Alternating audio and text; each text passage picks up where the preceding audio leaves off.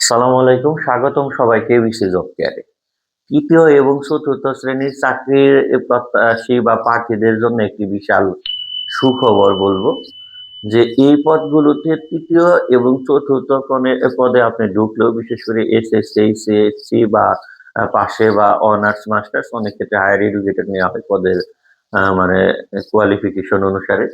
তো সেই ক্ষেত্রে ঢুকলেও তাদের জন্য একটি বিশাল সুখবর আছে যে অনেকেই মনে করে যে এখান থেকে প্রমোশন পেয়ে দ্বিতীয় এবং প্রথম শ্রেণী মানে কর্মকর্তা লেভেলে যাওয়া যায় না। এখানে বাংলাদেশের জব সেক্টরটা মানে এমন ভাবে বিস্তীর্ণ বা বিভাজন করা, সেটা আমরা যদি বলি যে ১ থেকে ৯তম গ্রেড পর্যন্ত প্রথম ক্লাস, ১০তম গ্রেড শুধুমাত্র দ্বিতীয় ক্লাস, মানে প্রথম এবং দ্বিতীয় এই দুইটা হলো কর্মকর্তা লেভেল, প্রথম শ্রেণী কর্মকর্তা আর দ্বিতীয় শ্রেণী কর্মকর্তা। আর তৃতীয় এবং চতুর্থ, তৃতীয় হলো আপনার ১১ থেকে ১৬তম গ্রেড পর্যন্ত তৃতীয়, আর ১৬ থেকে মানে ১৭ থেকে ২০তম, ১৭, ১৮, ১৯, ২০ এই ৪টি গ্রেড হলো চতুর্থ মানে শ্রেণী।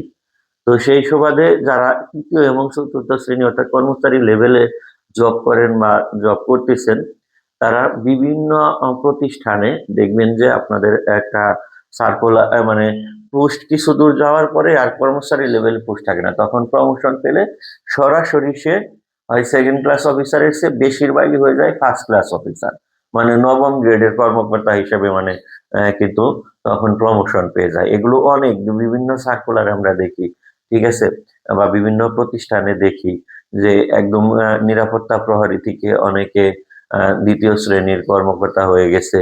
তারপরে আপনার গাড়ি চালক থেকে দ্বিতীয় শ্রেণীর কর্মকর্তা, বা এইখানে আপনার কম্পিউটার টাইপিস্ট থেকে নবম শ্রেণীর কর্মকর্তা হয়ে গেছে। তো চাকরির ক্ষেত্রে ইয়ং বয়সে চাকরিতে ঢুকতে পারলে, যদি রিজিকে থাকে, অনেকেই কিন্তু এই সুযোগটা পেয়ে থাকেন। এই জন্য কখনো নিরাশ হবেন না, আপনার কর্মকে, আপনার কাজকে আপনি শ্রদ্ধা করুন। আল্লাহ তাআলা উত্তম রিজিকের মালিক, এর উপর আমরা অবশ্যই বিশ্বাস রাখি এবং আল্লাহ তাআলার হুকুম আহকাম মেনে নিজেকে স্বচ্ছ রেখে কর্মজীবন মানে পরিচালিত করতে থাকি। অবশ্যই আমরা এর ফলাফল ভালো কিছু পাবো। আল্লাহ হাফেজ।